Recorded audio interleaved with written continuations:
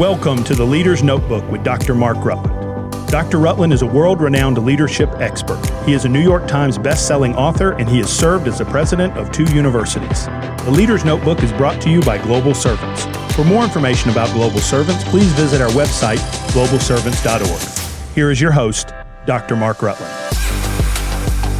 Hello, I'm Mark Rutland. Welcome to the Leader's Notebook.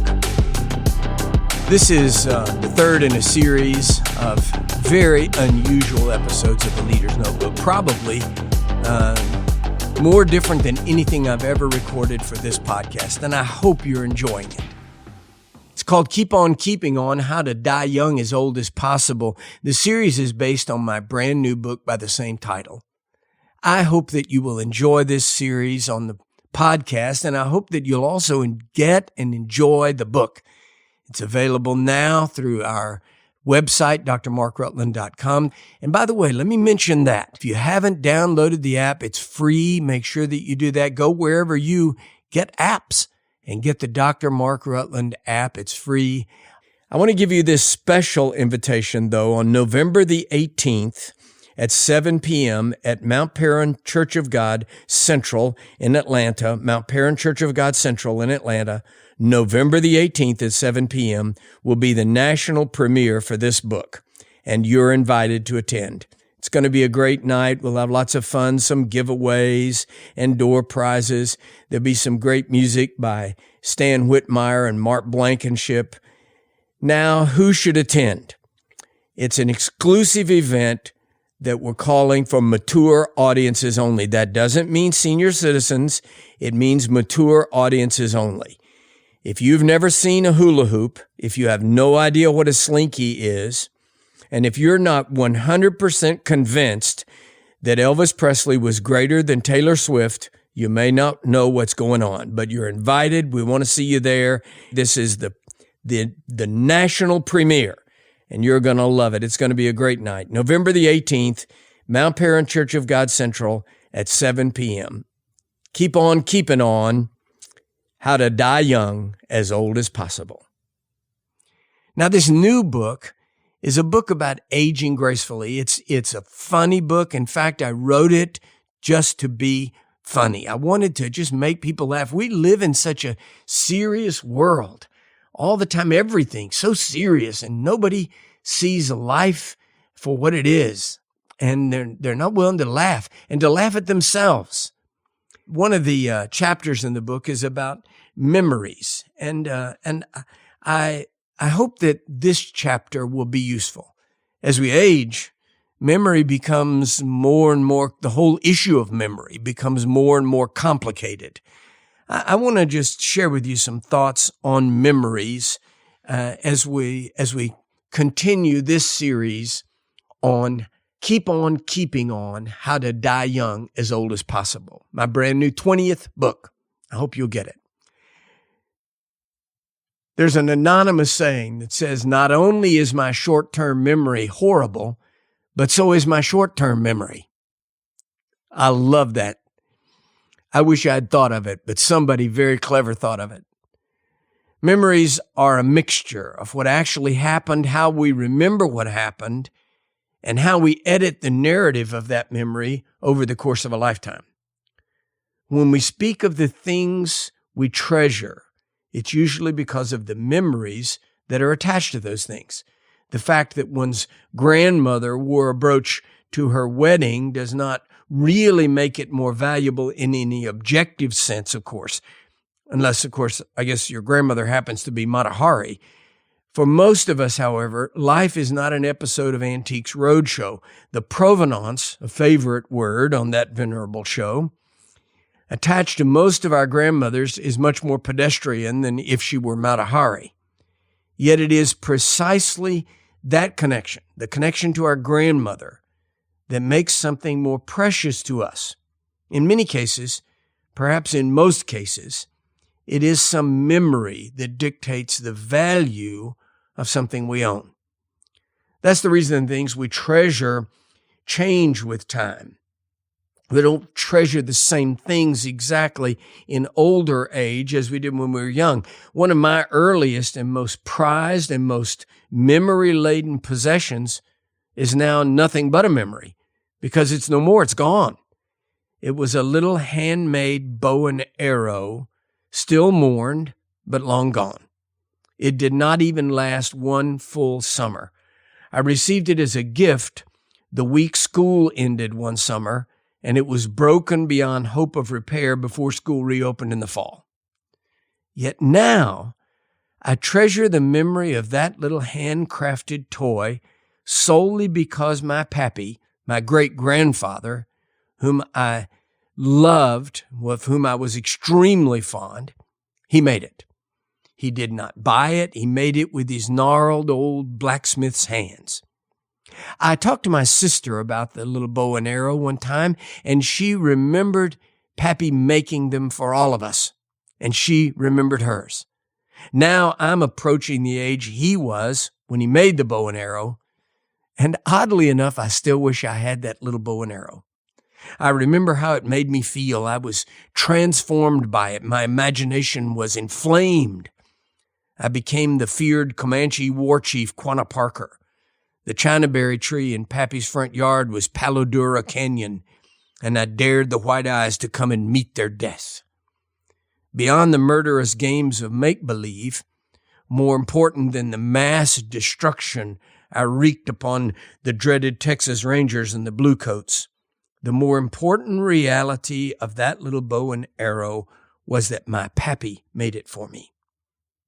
How grieved I was when that little bow broke and the last arrow was finally lost in the weeds somewhere. It was my first true disillusionment, the manifest witness of the frailty and temporariness of things. Now I ask myself this: is there anything I now own which I now love as I loved that little handmade bow and arrow? Actually, I think not. I have more possessions, to be sure, and far more expensive ones, but none of them have the magical power to turn me into a dangerous Comanche war chief. Until recently, I owned an antique car, a beautiful black 1929 Oldsmobile with an eye-popping red interior and a gorgeous, authentic hood ornament, a gleaming chrome lark. I enjoyed that gangster car, as my wife called it. But as beautiful as it was, it lacked the magic to turn me into Clyde Barrow. When it came time to let that beloved car go, I actually grieved a bit, but not as I did so long ago over my pappy's bow and arrow. In fact, I've now replaced the Olds with another antique, a 1933 Plymouth, but I have never replaced pappy's bow and arrow. It's not just that my toys have changed. I have changed. If I had that little bow and arrow right now, I wouldn't run screaming around our neatly manicured suburban subdivision, terrorizing the neighbors and seeking scalps to hang on my lodgepole. I never stood on the running board of my classic Olds, clutching a toy machine gun while my wife, dressed like Bonnie Parker, drove madly away from pretended bank robberies. I drove the Olds. I enjoyed it. I enjoyed the looks it got, the friendly waves, and the thumbs up from strangers. I even attended the occasional car show. But it was a toy, an old man's toy, because old men do not play as boys play. I enjoyed the car, but I treasure the memory of Pappy's homemade bow and arrow. Where a man's treasure is, there his heart will be also. It's not that that fragile little bow and arrow was just a treasure. It's that it is connected to my pappy. It's long gone. It is the memory of my dear pappy's big hands whittling it on his front porch. The Oldsmobile was fun. The classic 33 Plymouth I own now is fun. I enjoy it. But my childhood bow and arrow, now that was a treasure. Memories, even the bad ones, are the only treasures that we gain simply by staying alive. The wealthy do not gain more than the poor, nor the righteous more than the loathsome. We earn memories with years. We pay for them with time. We treasure the good ones more the longer we own them. The strangest kind of memories are those which others remember for us. I actually remember when my father came home from the Korean War. While he was fighting in Korea, my mother moved us into a tiny rent house in Commerce, Texas, the town where my father and all 4 of us kids had been born. My mother was from nearby Randolph, another even smaller town, a tiny village to be more exact. The landlord of that little rent house was Johnny Jones, who lived in an almost identical house next door and drove a water wagon delivering to farms and businesses. He owned a solitary cow, which I can remember learning to milk. I treasure this memory because neither of my older siblings would even try. I felt very big for having accomplished this incredible feat. I actually remember all this. At least, I think I do. What I cannot remember is my father leaving for the war. I cannot remember one particular event which my mother told me and many others so many times in such detail that now it's one of those almost memories, which are not really memories at all. I cannot remember standing at the curb at Fort Sill, Oklahoma, saluting the columns of soldiers as they rolled out. I cannot remember saluting them for hours in the hot Oklahoma sun, nor how they would return the salute. I cannot remember my mother dragging me in for lunch or how I cried because it meant some would leave without my salute. I cannot actually remember any of that. But I have borrowed it from my mother's memories.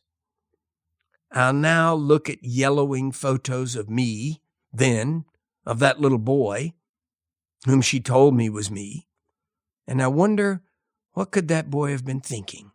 Why did he feel so compelled to salute the troops heading off to war? I wish I could talk to him, to me, to that little boy who once was me.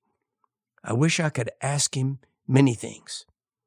But he is no more, and I have no memory of him except borrowed ones. Memory is at least a 2-part process. When something happens, my brain, such as it is, records it, files it, if you will, and labels it, so I can find it if I should ever need or want it. Our brain's storage units, whatever they look like, must be limited. Surely they are. Can there possibly be room in my intellectual filing cabinet to record everything? I mean, everything?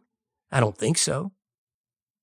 As I say, I'm not a psychologist or a neuroscientist, but I believe that we have some kind of built-in filter that sorts through the constant deluge of sights and sounds and smells and words that pour into our brains through the portals of our senses.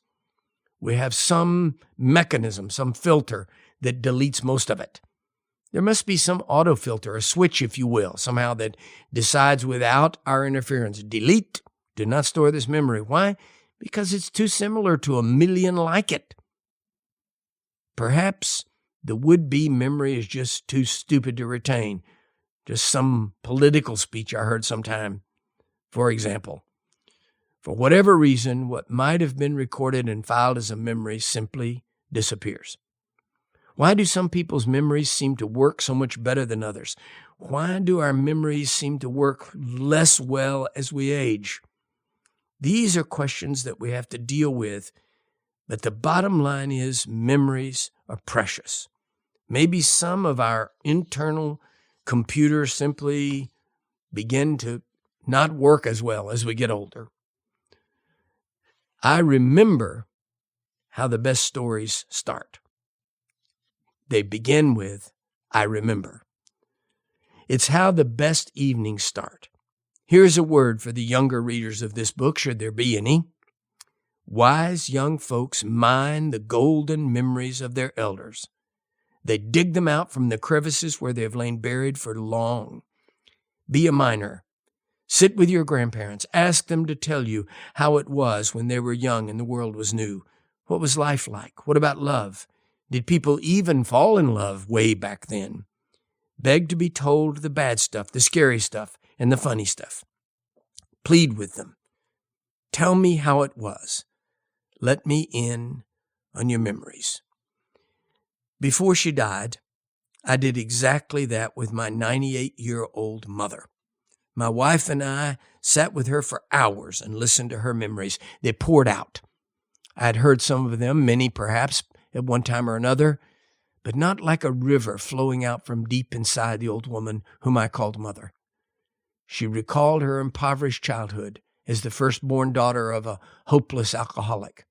She told us of picking cotton as a child in the blazing East Texas cotton fields, and of being the poorest girl in her school. I was moved by her memories of early married life, especially waiting for my dad to come home from 2 wars. What came through the clearest was her passionate love for her nation and her state, our state, Texas, of course, and her contempt, her utter disdain for unpatriotic modern progressives. She would pause every now and again and say, "Whatever happened to this country?" One thing that makes so many of us so crotchety as we get older is that nothing looks the same.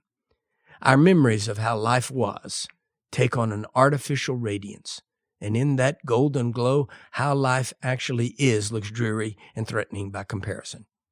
As we get older, we find ourselves in an alien culture. The music makes no sense. The clothes look, well, wrong. And when we were young, only pirates had tattoos. I refuse to become that mean old guy spending my last days chasing kids off my lawn. I try not to overglorify the past. I adored my pappy. I loved staying at his old house in Randolph, Texas, and I love the memory of my bow and arrow. But this is now. This is today. And I intend to live with joy. I hope you've enjoyed this series on Keep On Keeping On, How to Die Young as Old as Possible. And I hope you'll get that book. It's available right now. You can go to our website, drmarkrutland.com website. I hope you'll enjoy it. I hope you'll buy it for your friends. It'll be a great, great Christmas present. And let me close with this. Memories are sweet and wonderful. But right now, you're still alive. Live with joy unspeakable and full of glory. Treasure your memories, but don't idolize them. Live today with joy and die young, as old as possible. God bless you. This is Mark Rutland, and this has been the Leader's Notebook. Well, I hope you've enjoyed this little excerpt and some commentary on my newest book, Keep On Keeping On, How to Die Young as Old as Possible. Now, just before we wrap up the Leader's Notebook for today, I want to remind you that you're invited to the national book premiere of this funny, charming book. I just know you're going to love it at Mount Paran Church of God Central, November the 18th, 7 p.m. We're going to have a blast. See you then. God bless you. Keep on keeping on. You've been listening to The Leader's Notebook with Dr. Mark Rutland. You can follow Dr. Rutland on X at Dr. Mark Rutland or visit his website, drmarkrutland.com, where you can find information about his materials and his app. Join us next week for another episode of The Leader's Notebook.